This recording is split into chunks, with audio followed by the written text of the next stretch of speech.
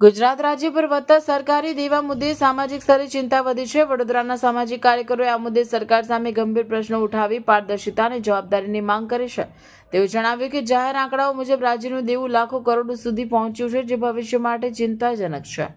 કાર્યકરોએ પ્રશ્ન કર્યો કે મોડેલ રાજ્ય ગણાતા ગુજરાત પર આટલું દેવું કેમ વધ્યું અને તેનો સામાન્ય જનતાને શું લાભ થયો? દર વર્ષે નવું દેવું કેમ લેવાય છે, તેની મર્યાદા શું છે અને વ્યાજ રૂપે કેટલી રકમ ચૂકવાય છે તે અંગે માહિતી જાહેર કરવાની માંગ કરાઈ છે। તેમણે ચિંતા વ્યક્ત કરી કે આ દેવું ભવિષ્યમાં યુવાનો પર ભાર બની શકે છે। સરકારે દેવાની વિગત જાહેર કરવા, અનાવશ્યક ખર્ચ ઘટાડવા અને નાણાકીય શિસ્ત અમલમાં મૂકવાની માંગ સાથે પ્રતિકાત્મક વિરોધની પણ જાહેરાત કરવામાં આવી છે।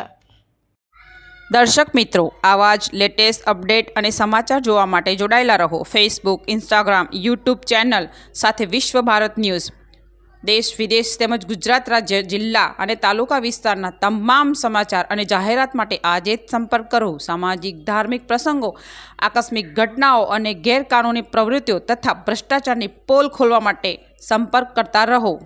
વિશ્વ ભારત ન્યૂઝ સંપર્ક કરવા વિનંતી 9978702276।